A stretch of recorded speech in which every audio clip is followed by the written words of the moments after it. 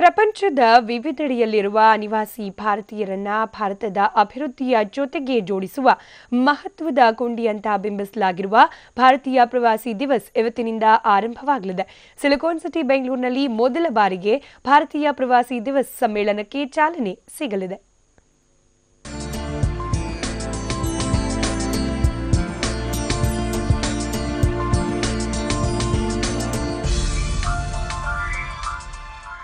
ಭಾರತದ ಅಭಿವೃದ್ಧಿಯಲ್ಲಿ ಪಾಲುದಾರರಾಗಲು ಅನಿವಾಸಿ ಭಾರತೀಯರಿಗೆ ಪ್ರೇರಣೆ ನೀಡುವ ಉದ್ದೇಶದಿಂದ 14ನೇ ಭಾರತೀಯ ಪ್ರವಾಸಿ ದಿವಸ್ ನಾಳೆಯಿಂದ ಆರಂಭವಾಗಲಿದೆ.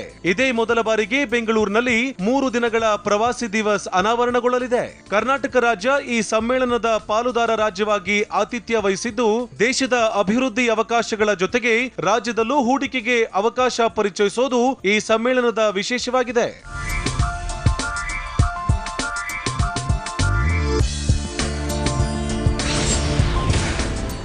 ವಿದೇಶಗಳಲ್ಲಿ ನೆಲೆಸಿರೋ 1500 ಅನಿವಾಸಿ ಭಾರತೀಯರು, ಉದ್ಯೋಗದ ಕಾರಣಕ್ಕೆ ವಿದೇಶದಲ್ಲಿರೋ 400 ಮಂದಿ ಉದ್ಯೋಗಿಗಳು ಸೇರಿದಂತೆ ಒಟ್ಟು 6346 ಪ್ರತಿನಿಧಿಗಳು ಈ ಸಮ್ಮೇಳನದಲ್ಲಿ ಭಾಗವಹಿಸಲಿದ್ದಾರೆ. ಭಾರತದ ಅಭಿವೃದ್ಧಿಯ ಪಾಲುದಾರರಾಗಲು ಪ್ರೇರೇಪಿಸುವ ಜೊತೆಗೆ ವೀಸಾ ಸಮಸ್ಯೆ, ಆರೋಗ್ಯ, ಮಕ್ಕಳ ಶಿಕ್ಷಣ ಸೇರಿದಂತೆ ವಿವಿಧ ಸಮಸ್ಯೆಗಳ ಬಗ್ಗೆ ಸಮ್ಮೇಳನದಲ್ಲಿ ಚರ್ಚೆಯಾಗಲಿದೆ.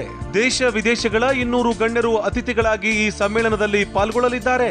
ರಾಷ್ಟ್ರಪತಿ ಪ್ರಣವ್ ಮುಖರ್ಜಿ, ಪ್ರಧಾನಿ ಮೋದಿ ಸೇರಿದಂತೆ ಪೋರ್ಚುಗಲ್ ಪ್ರಧಾನಮಂತ್ರಿ ಡಾಕ್ಟರ್ ಆಂಟಾನಿಯೋ ಕೋಸ್ಟ್, ಸುರಿನಾಮ್ ಉಪಾಧ್ಯಕ್ಷ ಮೈಕಲ್ ಅಶ್ವಿನ್, ಮಲೇಷಿಯಾ, ಮಾರಿಷಸ್ ದೇಶಗಳ ಸಚಿವರ ನಿಯೋಗಗಳು, ಕೇಂದ್ರ ಸಚಿವರು ಈ ಸಮ್ಮೇಳನಕ್ಕೆ ಸಾಕ್ಷಿಯಾಗಲಿದ್ದಾರೆ. ಕ್ಲೀನ್ನೆಸ್ ನೋಡ್ರಿ, ಗ್ರೀನ್ನೆಸ್ ನೋಡ್ರಿ, ವೆನ್ಯೂ ಬಹಳ ಚೆನ್ನಾಗಿ ಬಂದಿದೆ.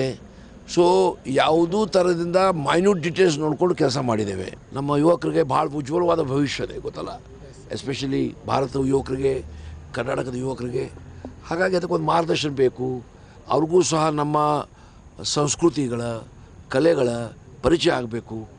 ಅದು ಯಾವಾಗಲೂ ಅವ್ರ ಮೆಮೊರಿದಿರಬೇಕು, ಮರಿಬಾರ್ದು. ಪ್ರಧಾನಿ ನರೇಂದ್ರ ಮೋದಿ ಅವರು ಭಾನುವಾರ ಬೆಳಗ್ಗೆ 9:30ಕ್ಕೆ ದಿಕ್ಸೂಚಿ ಭಾಷಣ ಮಾಡಲಿದ್ದಾರೆ. ಇದಕ್ಕೂ ಮುನ್ನ ನಾಳೆ ಯುವ ಪ್ರವಾಸಿ ದಿವಸ್ ಕಾರ್ಯಕ್ರಮ ನಡೆಯಲಿದ್ದು, ಕೇಂದ್ರ ಸಚಿವ ವಿಜಯ್ ಗೋಯಲ್ ಚಾಲನೆ ನೀಡಲಿದ್ದಾರೆ. ಸೋಮವಾರ ಸಂಜೆ 5 ಗಂಟೆಗೆ ರಾಷ್ಟ್ರಪತಿ ಪ್ರಣವ್ ಮುಖರ್ಜಿ ಅವರು ಪ್ರವಾಸಿ ಭಾರತೀಯ ಸಮ್ಮಾನ ಪ್ರಶಸ್ತಿ ಪ್ರದಾನ ಮಾಡಿ ಸಮಾರೋಪ ಭಾಷಣ ಮಾಡಲಿದ್ದಾರೆ. ಇನ್ನು ಸಮ್ಮೇಳನ ನಡೆಯೋ ಬೆಂಗಳೂರು ಅಂತಾರಾಷ್ಟ್ರೀಯ ಪ್ರದರ್ಶನ ಕೇಂದ್ರದಲ್ಲಿ ಬಿಗಿ ಬಂದೋಬಸ್ತ್ ಮಾಡಲಾಗಿದೆ. ಒಟ್ನಲ್ಲಿ ಅನಿವಾಸಿಯರ ಜಾತ್ರೆ ಅಂತ ಬಿಂಬಿಸಲಾಗಿರೋ ಭಾರತೀಯ ಪ್ರವಾಸಿ ದಿವಸ್ ಸಮ್ಮೇಳನಕ್ಕೆ ಸಿಲಿಕಾನ್ ಸಿಟಿ ಸಜ್ಜಾಗಿದೆ. ಆನಂದ ಪಿ ಬೈದನ ಮನೆ, TV9 ಬೆಂಗಳೂರು.